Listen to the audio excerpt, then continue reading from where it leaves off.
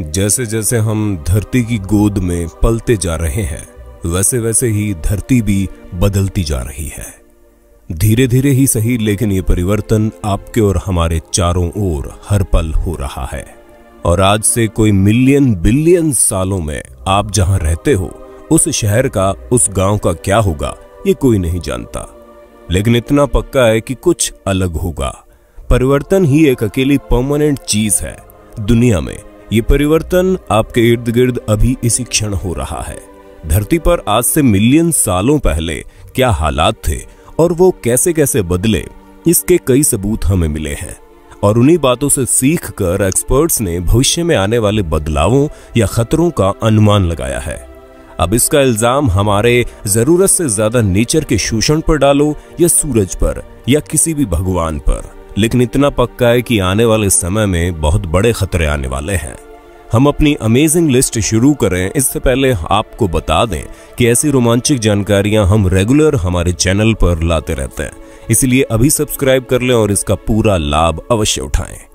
तो ये है आने वाले 10 बड़े खतरे। नंबर 10 मिलियन सालों में नया समुद्र।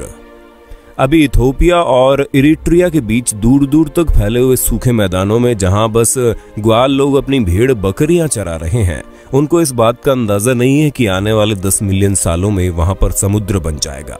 ये दूर तक फैला इलाका अभी दुनिया के सबसे गर्म इलाकों में से एक है और ये सी लेवल से 100 मीटर नीचे है। यहाँ पर लोकल ट्राइब्स रहते हैं। वहां से नीचे खोलते हुए लावा के बीच की दूरी महज 20 किलोमीटर है।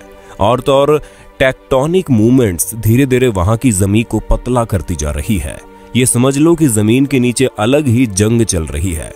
बढ़ते हुए वॉल्केनोज, भूकंप और खोलते गर्म पानी की वजह से यहाँ पर बहुत बड़े बदलाव आएंगे, जिससे यहाँ पलता हुआ जीवन भी खत्म हो जाएगा और आने वाले 10 मिलियन साल में ये एक लंबे जीवनहीन सफेद मैदान सा रह जाएगा, जो कि पानी से भर जाएगा और नया समुद्र बन जाएगा। वैसे उसके बाद अगर इंसान जीवित बचे तो इसके किनारों पर छुट्टियां मनाने जा पाएंगे और बोट राइडिंग्स का मजा भी ले पाएंगे। ऐसे ही परिवर्तन की वजह से आज आप गोवा की बीच पर लेटकर शाम का मजा लेते हो, उतना बुरा भी नहीं है ना।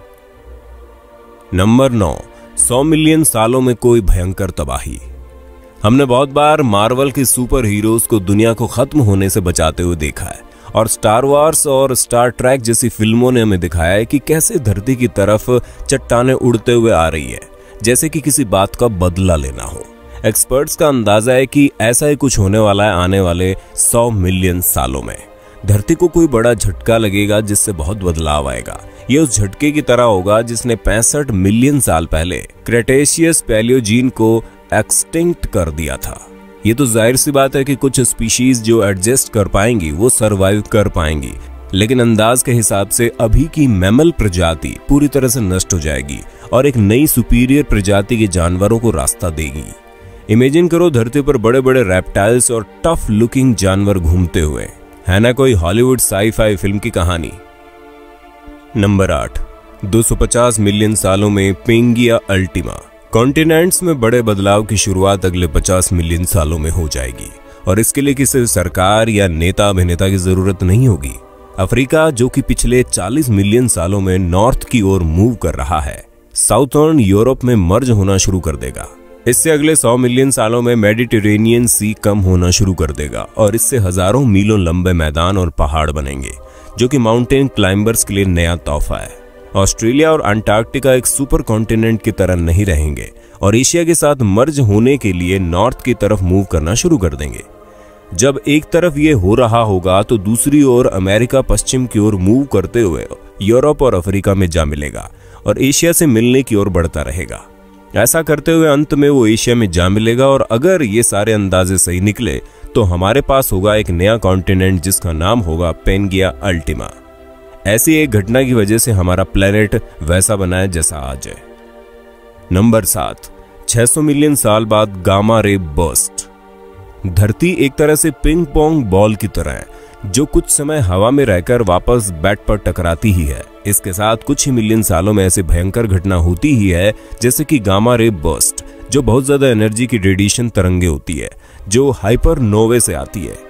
वैसे तो हम हर रोज घूमते फिरते, यहाँ तक कि ये वीडियो देखते हुए भी आप गामा रेज एक्सपीरियंस कर रहे हो, लेकिन ये बहुत कम एनर्जी की होती है। लेकिन किसी 50-60 लाइट ईयर्स दूर किसी सिस्टम से अगर गामा रे बर्स्ट होता है तो ये अपने रास्ते में आई हुई हर चीज को तबाह कर देता है। गामा रेज बर्स्ट में उससे भी ज्यादा एनर्जी होती है जितनी सूरज अंत तक भी नहीं एमिट कर पाएगा।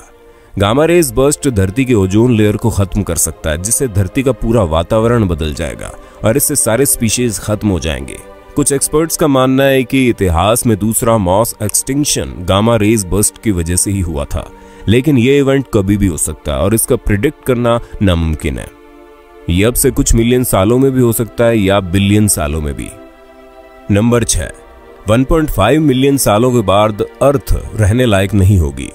अगली बार जब भी इंटरस्टेलर फिल्म वाले जहाज दूसरे ग्रह पर जाएं तो जैसे तैसे लटक कर हमें भी उधर पहुंच ही जाना चाहिए। जिस तरह से सूरज का आकार बढ़ रहा है और वो धरती के पास आता जा रहा है, धरती का तापमान बहुत बढ़ जाएगा और इस पर सारे लाइफ फॉर्म्स खत्म हो जाएंगे, समुद्र सूख जाएंगे और हर तरफ एक जलता हुआ रेगिस्तान होगा। संभावना है कि धरती भी वीनस की तरह जहरीले धातुओं से लदा एक वेस्ट प्लेनेट बन सकता है। तब मार्स शायद हमारे लिए अच्छा ऑप्शन होगा और वहां जाना सिर्फ स्पेस प्रोग्राम नहीं होगा बल्कि हमारे सर्वाइवल का रास्ता होगा। क्या पता तब इन सारे स्पेस प्रोग्राम में खर्च किए हुए पैसों का सबसे बड़ा फल मिले। नंबर 5, 2.5 बिलियन ईयर्स में मैग्नेटिक फील्ड का गायब होना। आपने कभी सोचा भी नहीं होगा कि मैग्नेटिक फील्ड जैसी छोटी सी चीज आपकी और सर्वाइवल के बीच में आ जाएगी। माना जाता है कि 2.5 मिलियन सालों में धरती के कोर में उपस्थित लिक्विड जम जाएगा और धीरे धीरे मैग्नेटिक फील्ड खत्म हो जाएगा। इसका मतलब यह है कि फिर सूरज की गर्म हवाओं से हमें कोई बचाव नहीं होगा और धीरे धीरे ओजोन लेयर भी नष्ट हो जाएगी और सोलर रेडिएशन की अनंत मात्रा में ये भी वीनस की तरह एक गर्म और वेस्ट प्लैनेट में बदल जाएगी।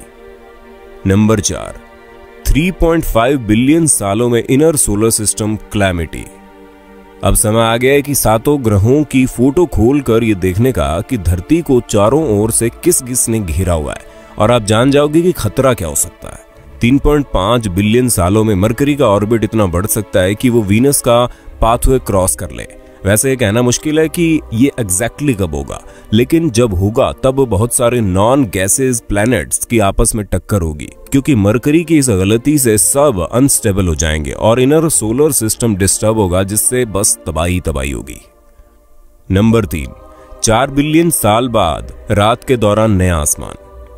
अभी आप चाहे दुनिया के किसी भी कोने में हो, आप अपनी बालकनी में खड़े होकर अनगिनत तारों से जगमगाते आसमान को देख सकते हो। लेकिन आज से कुछ बिलियन साल बाद मनुष्य रात को आसमान में एंड्रोमेडा गैलेक्सी को बहुत ज्यादा ग्रो होता दिखेगा। ये ऊपर जन्नत में जगमगाते हुए स्पाइरल गैलेक्सी की तस्वीर एकदम खूबसूरत होगी। ये सिर्फ कुछ सालों तक ही रहेगी और फिर मिल्की वे में मर्ज हो जाएगी। इससे हमारा सोलर सिस्टम किसी अननोन होल में पहुंच जाएगा। हालांकि 2 एस्ट्रोनॉमिकल वंडर्स का टकराना उतना पॉसिबल नहीं है, लेकिन थोड़ी संभावना जरूर रहती है। नंबर 2, 5 बिलियन साल बाद रिंग ऑफ डेब्रीज। आखिरी बार आपने कब पूरा चांद देखा था? छत पर सोते हुए या कहीं पहाड़ों में टेंट लगाकर? लेटकर देखते हुए आपको नहीं पता चला होगा, लेकिन चांद हर साल छोटा होता जा रहा है, क्योंकि ये हर साल 4 सेंटीमीटर हमसे दूर और सूरज के करीब जा रहा है। एक दिन ऐसा आएगा जब सूरज अपने रेड जायंट फेज में पहुंच जाएगा और चांद तबाह हो जाएगा और फिर कभी देखने को नहीं मिलेगा। अगर किसी कारण ऐसा ना हो तो चांद धरती के साथ ऐसे ही रहेगा जैसे अभी है और 5 बिलियन सालों में धरती चांद के साथ टाइटल लॉकडाउन मोड में आ जाएगी और धरती की रोटेशन पावर बहुत हद तक बढ़ जाएगी, जिससे मून की ऑर्बिट हाइट डिकम्पोज हो जाएगी और ये तब तक चलेगा जब तक मून रोशे लिमिट तक पहुंचकर टूट जाएगा और धरती से चारों ओर एक रिंग बना देगा। नंबर 1, अनजान तबाही। अभी तक की सारी बातें कब सच हो या कब ना हो और दुख दर्द और तबाही के दिन कब आएंगे ये तो कोई नहीं कह सकता, लेकिन इतना जरूर है कि आने वाले कुछ बिलियन सालों में इनमें से कोई घटना घटने के बहुत चांसेस है और ये उस वक्त जीवित लोगों के लिए बहुत ही दर्दनाक नजारा होगा। लेकिन अभी तो हम यही उम्मीद और कामना करेंगे कि हमारी प्यारी धरती माँ हमेशा हरी भरी रहे और ऐसे दिन किसी को देखने को ना मिले। मिलियन बिलियन सालों का तो किसने देखा है, लेकिन ऐसा कुछ होने से पहले तक जीवित रहने वाली हमारी पीढ़ियों के लिए हम एक स्वच्छ और अच्छी दुनिया छोड़ के जाएं। अभी भी हमारी धरती को तबाह करने वाले बहुत कारण हैं जिनके बारे में हम कुछ कर सकते हैं और इसे बेहतर बना सकते हैं। तो आप हमें कमेंट्स में बताइए कौन से खतरे की सबसे ज्यादा संभावना है और कोई टॉपिक्स जो आप चाहते हो कि हमारी टीम आपको उनके बारे में अच्छी जानकारी दे। हम मिलते हैं जल्द ही जल्द किसी नए टॉपिक के साथ। धन्यवाद।